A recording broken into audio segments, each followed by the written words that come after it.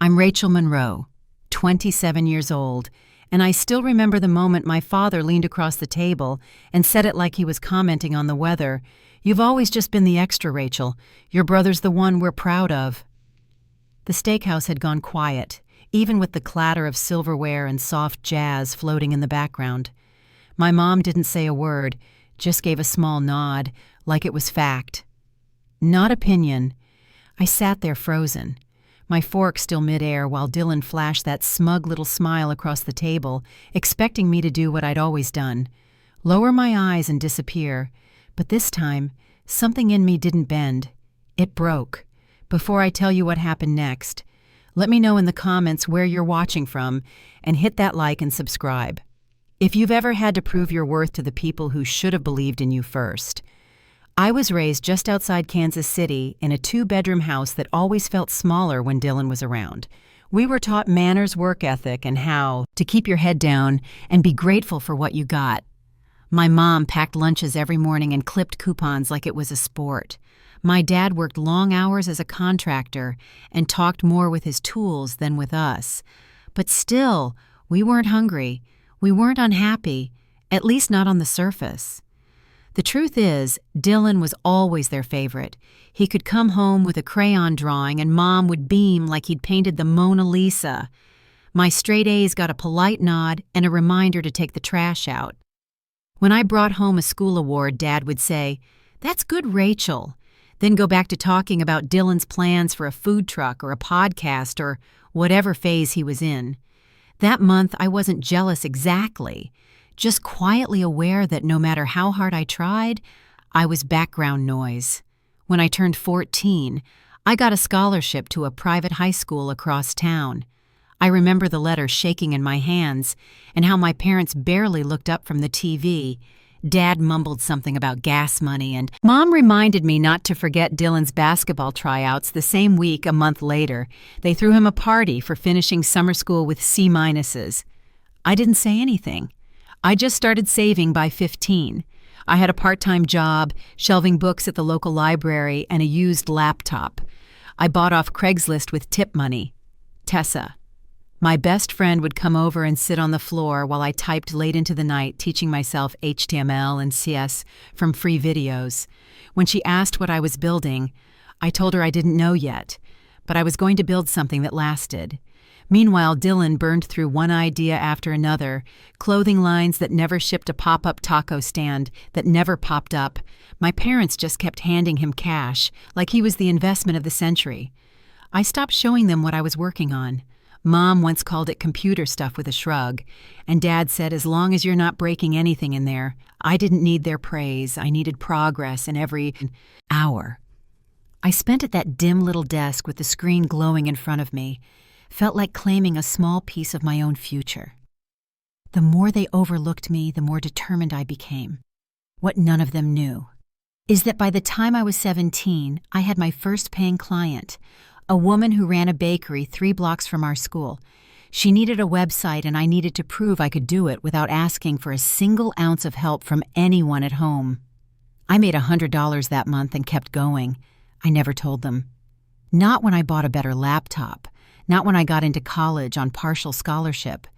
Not even when I took my first big app contract from a gym downtown. They were too busy celebrating Dylan's latest scheme, a smoothie brand that lasted 2 weeks. What they didn't see, what they never asked about, was that I was building something real, something that didn't depend on their belief in me. And on that night in the steakhouse, when Dad said those words out loud in front of everyone, it didn't break me. It cleared the air because in that moment I finally understood what I needed to do. I don't remember exactly when I stopped expecting them to notice. Maybe it was the birthday I turned 15 and got a clearance bin journal and $5 tucked inside a used card, while Dylan got a surprise party and a new sound system for his car.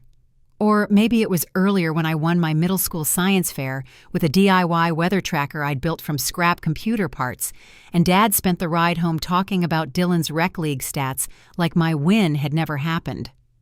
Whatever the moment was, it had been coming for years. Even before high school, I knew the pattern. Dylan didn't have to succeed to be celebrated. He just had to show up. When he brought home a D+ in algebra, Mom baked a cake for trying hard. When I brought home straight A's, she'd glance over the report card, while folding laundry mumble something like "good job," and ask if I remembered to take the meat out of the freezer.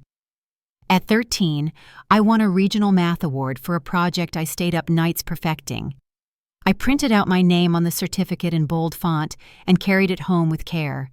When I handed it to Dad, he scanned it for all of 3 seconds before nodding and going back to telling Dylan how sharp his new sneakers looked. That same day, Mom taped one of Dylan's doodles to the fridge like it was artwork from a gallery. I stood in the doorway holding my award with both hands and quietly walked it back to my room. There were no photos of me on the mantel, no stories told at holidays about the apps I was learning to build or the scholarships I was working toward.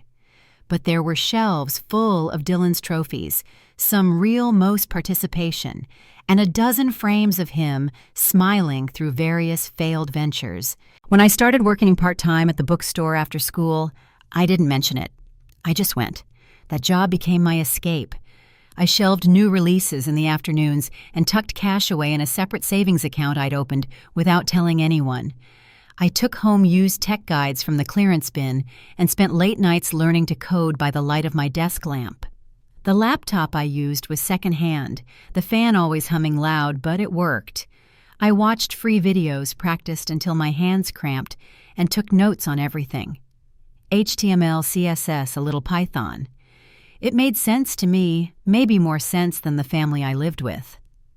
Dylan, meanwhile, was handed everything.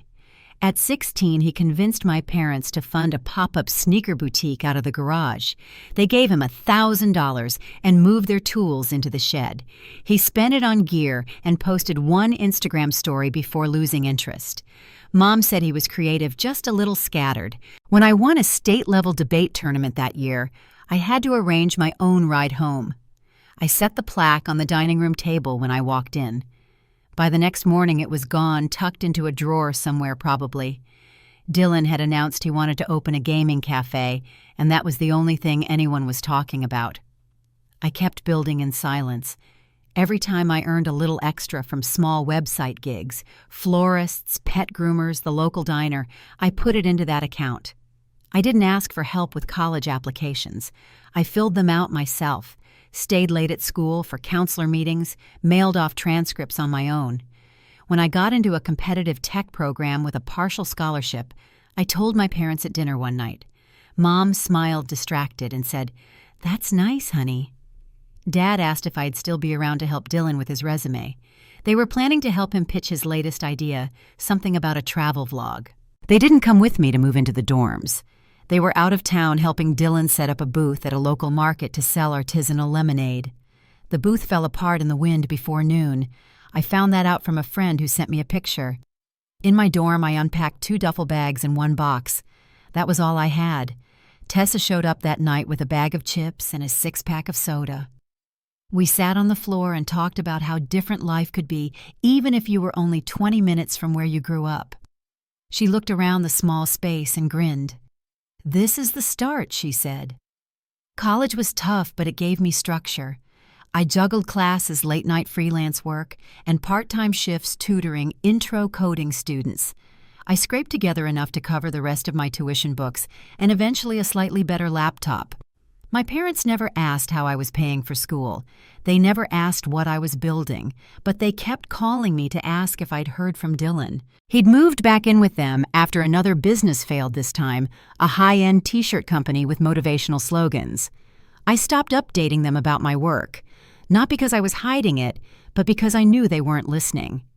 Then came the project that changed everything, a fitness app for a local gym chain. The contract took months, dozens of revisions, and more sleepless nights than I could count. But when it launched, the gym owner wrote me a check for $8,000. Tessa and I celebrated with takeout and a rented movie on the little couch in my studio. She toasted with a paper cup and said, "They have no idea what you're doing. But one day they will." I didn't reply. I just looked down at the cup in my hand and thought, maybe. I kept going. One contract at a time.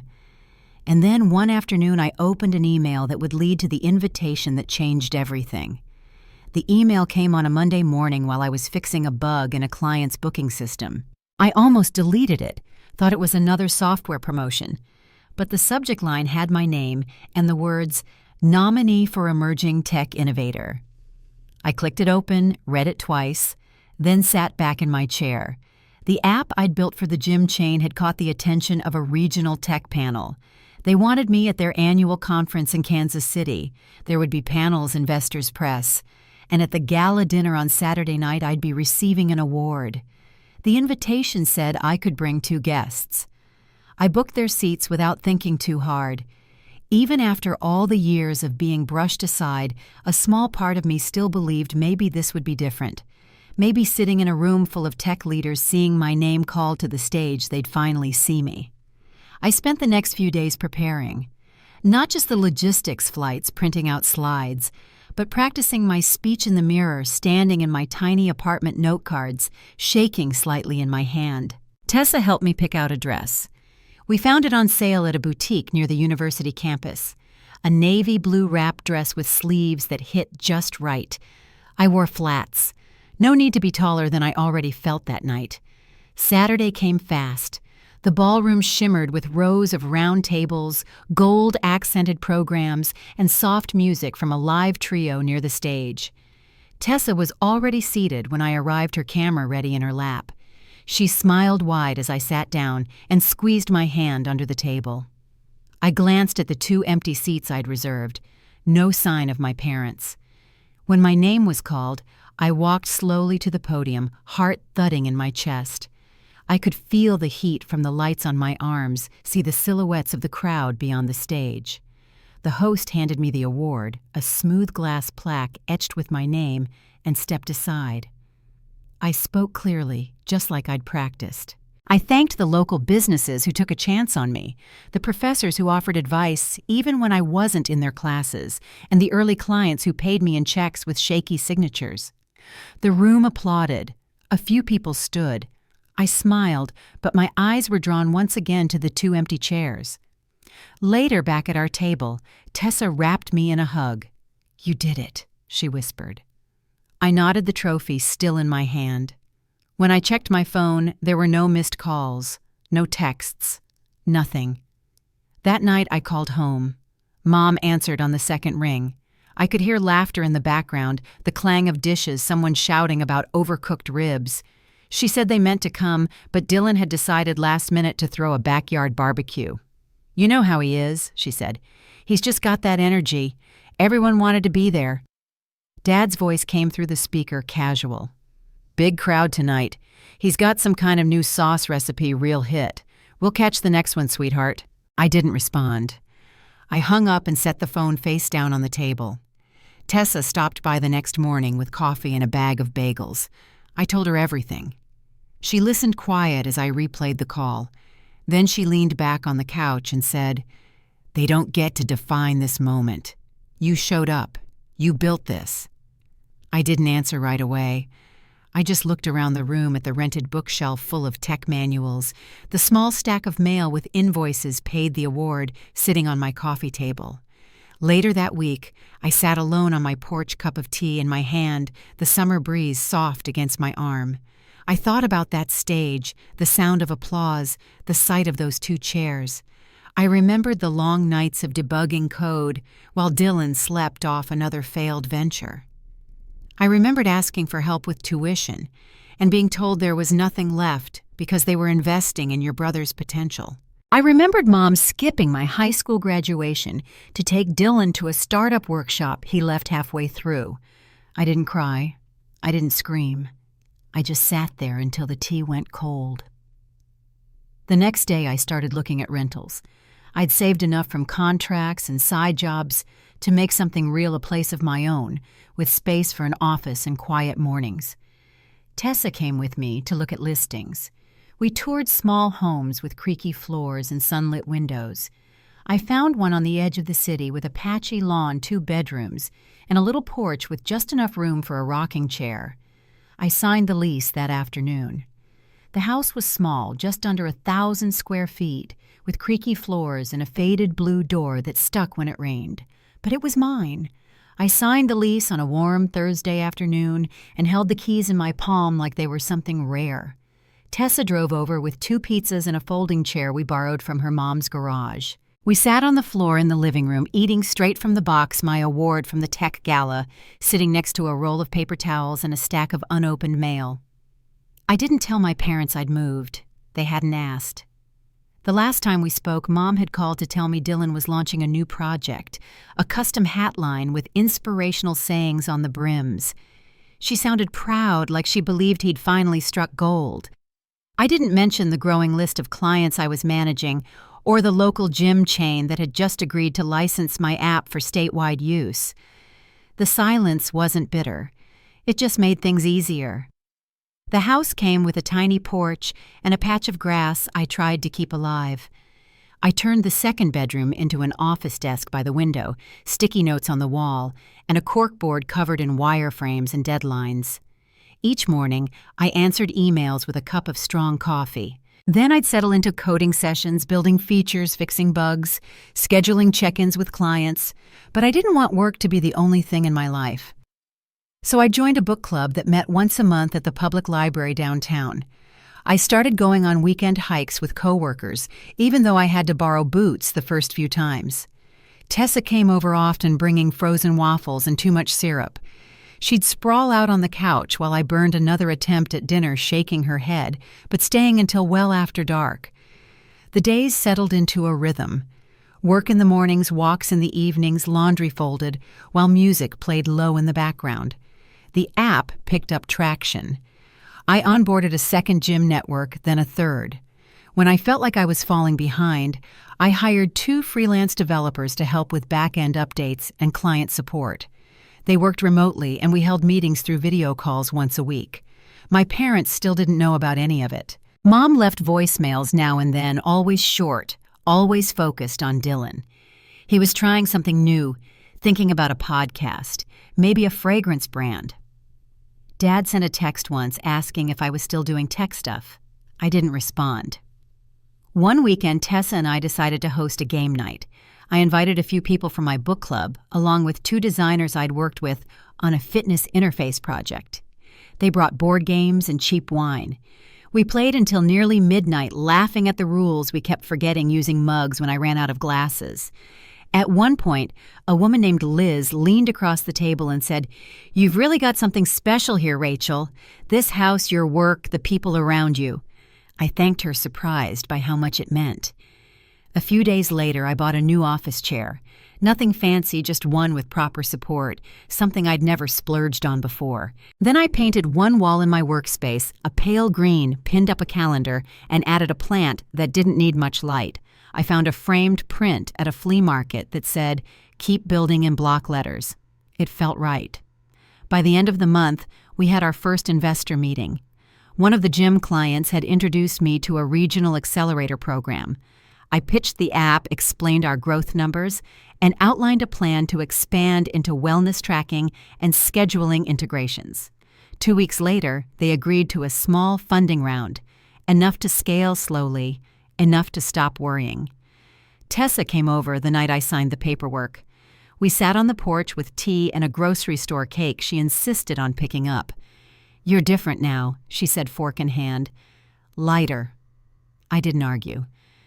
The next morning, I stood in the kitchen, barefoot, staring out the window with the coffee maker sputtering behind me. I realized I hadn't checked my phone for messages from my parents in over a week. It was the first time in years I wasn't waiting to be seen.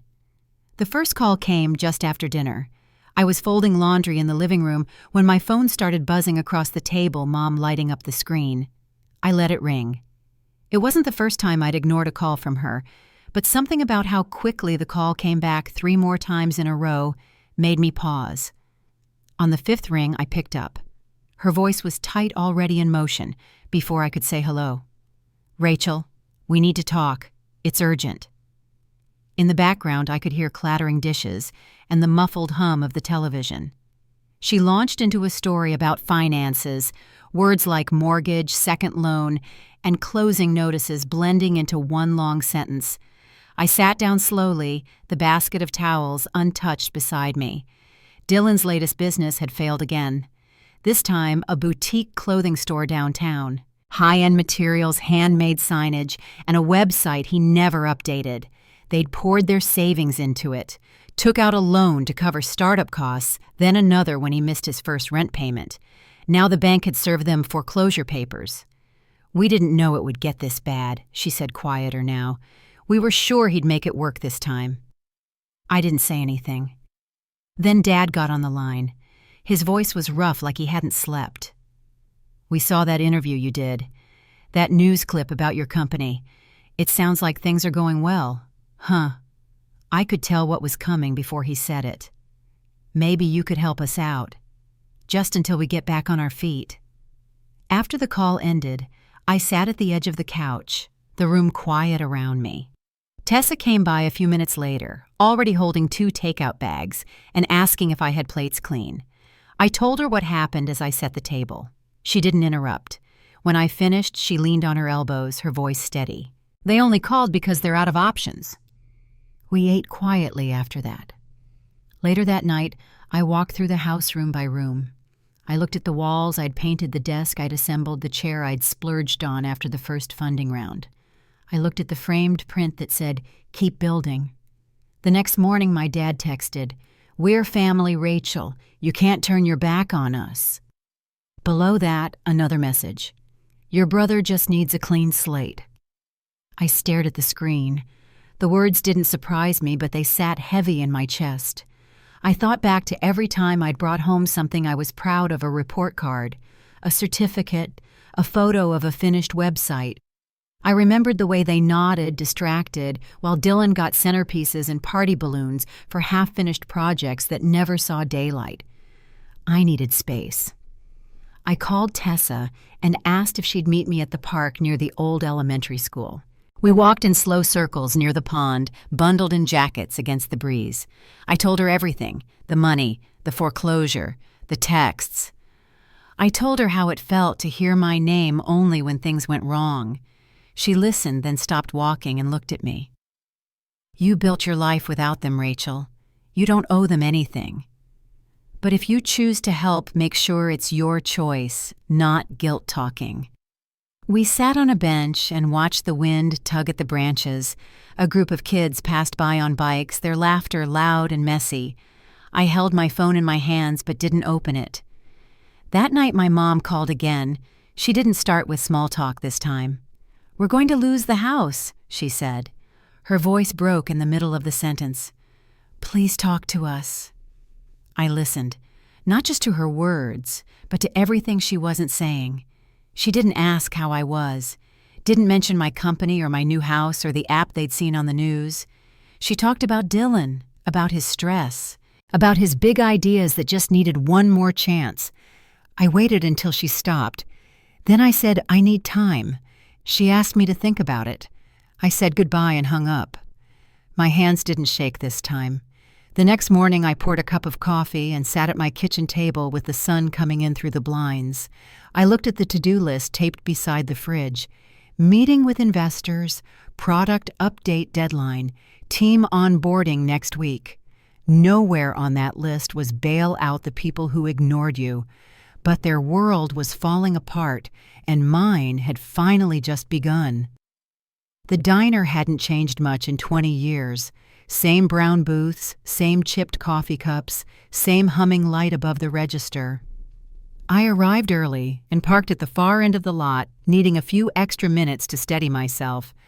I hadn't seen any of them face to face in over a year. The last time was a brief hello at a cousin's wedding, small talk, no eye contact, and Dylan had left halfway through to take a call about a new opportunity. When I walked in, they were already seated in a booth by the window. My mom smiled first, though it didn't quite reach her eyes. Dad gave a nod.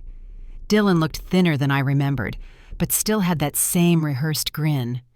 I slid into the booth across from them and wrapped my hands around the coffee cup the server set down more for the warmth than the caffeine. "Thanks for coming," Mom started, her voice soft and quick. "We're in a really tough place right now." Dad leaned forward, folding his hands on the table. We lost the house. The bank took it last week. We're staying with a friend for now, but it's not long-term. Dylan chimed in next. I've got a new idea, something tech-focused this time, like a storefront for gadgets and gear. But we'd need some capital to get it off the ground. I looked between the three of them, my brother pitching another dream, my parents nodding along like it had weight. My coffee was cooling fast. Dad glanced at me. You've got your company now. We saw the news feature the app stuff. It's impressive. You're doing well, right? There was a pause, the kind that feels longer than it is. Then I said, do you remember that dinner at the steakhouse? The one where you called me an extra mom shifted in her seat. Dylan looked down at the table. I kept going. Dad, you said only Dylan was worthy of pride. And Mom, you nodded. That wasn't a long time ago. That was this past year. Neither of them spoke. And then there was the award gala, I said. I invited you both, reserved your seats. I stood on a stage and looked out at 2 empty chairs. You were at a barbecue instead. Dylan hadn't even launched anything, you just celebrated anyway. Mom blinked fast and opened her mouth, but I raised a hand slightly. I'm not angry, I said. I'm clear. I built this life without your help, without your support. While you were funding coffee shops and sneaker brands, I was building websites at midnight to pay for school. You didn't notice then, and now that you've lost everything, suddenly you want to notice. Dylan cleared his throat. Look, I know I've made mistakes, but this new thing, if we just had some seed money, we could... I turned to him. You've had 10 starts. All of them came from money Mom and Dad pulled from savings, or borrowed, or mortgaged. They're sitting here today with nothing, Dylan, and you're still asking. Dad's voice was low. Rachel, we're family. We know we messed up, but you have the means now. We wouldn't ask if we weren't desperate. I sat back slightly. The hum of the diner around us filled the silence. Silverware clinking, a door swinging open and shut, the hiss of a coffee pot behind the counter. I'm not your investor, I said. I'm your daughter. And I spent years being overlooked because all your hope was tied to him. Now that your ladder's broken, you want to lean on mine. Mom's eyes filled, but I didn't move. We're sorry, she whispered. We didn't know you'd do so much on your own. We should have seen it sooner. The apology hung there late, but sincere. I reached into my purse, pulled out enough cash to cover my coffee, and set it gently on the table. I wish you well, I said, standing. But I'm not funding another dream. I have my own. Their faces didn't change right away. They just watched me gather my coat, slide out of the booth, and walk toward the door. Outside, the air had turned crisp. I crossed the parking lot to my car and sat for a moment before starting the engine. My hands were steady on the wheel. At home, Tessa was already curled up on the couch with popcorn and a stack of old DVDs. She looked up as I came in. How'd it go? I dropped my keys into the bowl by the door and smiled softly. It's over, I said. I'm free. The diner meeting stayed with me for days, not as a weight but as a clean break. I'd said what needed to be said. No anger, no raised voice, just the truth. And after all those years of trying to prove myself, I didn't feel empty walking away. I felt done. Tessa and I stuck to our routine that week. She came by with takeout containers and stories from her job, and I told her about a new client we'd just landed, a wellness brand with a chain of boutique gyms. I'd been building an onboarding dashboard for them for months, and we'd finally gone live. It was a big step. We clinked glasses of ginger ale and sat out on the porch under a sky full of stars. 3 weeks later, I heard from my cousin Hannah, the only one in the extended family I still talked to. She called while I was grocery shopping and said, "Just so you know, your parents moved into an apartment near Westfield. 1 bedroom, real plain." I nodded, even though she couldn't see me. She went on gently, "They're both working part-time. I think your dad's helping out at a hardware store. I didn't ask about Dylan, but she told me anyway. He's at the mall, folding clothes at one of those chain stores. His tech shop never happened. They said they couldn't get a lease. I thanked her for calling and told her to stay in touch. Then I finished my shopping, checked out at the self-serve lane, and went home to cook. My life didn't stop moving just because theirs had stalled. If anything, the air in my home felt clearer. The office stayed busy between my two developers, a new intern from the university, and a local gym franchise requesting a pilot version of a scheduling tool. I had more work than I could take on myself. I stopped answering unknown numbers and let the team filter messages through our shared inbox. One afternoon, I took a walk down the main street in Brookside just to get some fresh air. I passed a bookstore with a sign out front about a local author talk. On impulse, I stepped inside and stayed for a while. The owner, a woman named June, was reorganizing the fiction section. We got to talking, and by the time I left, she'd asked me if I'd ever consider teaching a weekend workshop for teens on digital tools or basic coding. The idea stuck. A month later, I started hosting small sessions on Saturdays.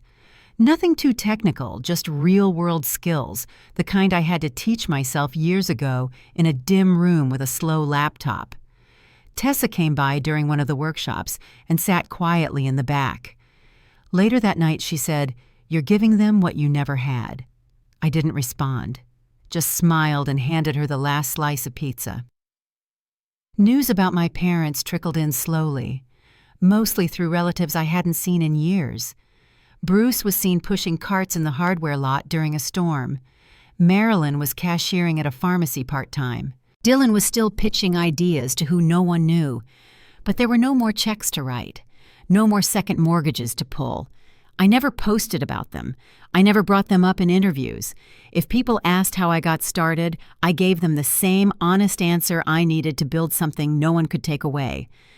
My company continued to grow slow and steady. We expanded into 4 new states. I hired a part-time operations coordinator. I rented a small shared office space downtown, not because I needed it, but because I liked having somewhere to go, somewhere to meet clients face to face. Every now and then, I'd drive past my parents' old neighborhood.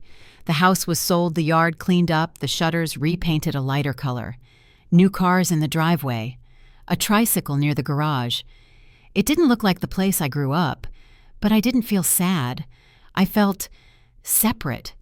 There was no gloating, no satisfaction in watching things fall apart, just distance, and the quiet understanding that this time they were the ones looking in from the outside.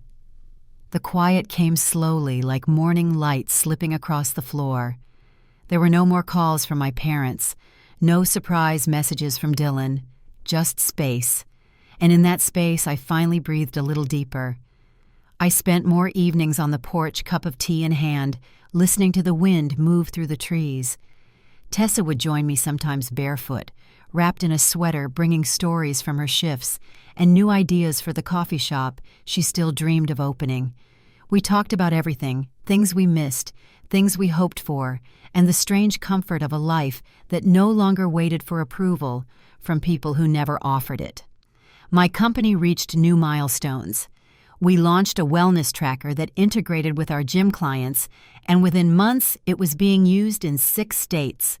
I took a trip with my team to Denver for a tech showcase, our first big outing together. After the event, we all went out for tacos and stayed too late laughing over bad karaoke. Back home, I started keeping a journal again. Nothing elaborate, just a few lines each night about what mattered. Some entries were short. A recipe that finally turned out right. A student from the weekend class who emailed me a thank you. A quiet morning where nothing happened, but everything felt right. There was a stretch of weeks where I didn't think about my parents at all. And when I did, it wasn't with anger or bitterness. It was distance. Not cold, just clear. I heard through Hannah that Bruce was still working part-time unloading stock in the mornings. Marilyn had picked up a second job answering phones at a dental office. Dylan, from what anyone could tell, was moving from one short-term gig to another. No business cards, no storefronts, no loans left to pull. The truth is, I didn't need revenge. I didn't need a speech or a final confrontation. What I needed, I'd already given myself. A roof I paid for, a business I built from scratch, a circle of people who showed up not because they had to, but because they chose to. and the peace that came from knowing I'd stopped chasing a seat at someone else's table. I had built my own. One Saturday, Tessa and I packed a cooler and drove out to the Ozarks. We hiked a short trail just before sunset and found a clearing with a view of the lake. The water was still and the sky turned soft with streaks of pink and gold. She pulled out a thermos of coffee, and we sat in folding chairs, legs stretched out, watching the light fade. Neither of us said much. We didn't have to. Because sometimes justice doesn't come loud or fast. Sometimes it shows up slow and quiet in the life you keep living after they stopped believing in you. Thank you for staying with me through this story. If it reminded you of someone you've quietly outgrown or a life you're still building one step at a time, I'd love to hear about it. Share your thoughts in the comments, and if you'd like to hear more stories like this, go ahead and follow along. Wherever you are tonight, I hope you're surrounded by people who see you, and if not, I hope you're learning to see yourself.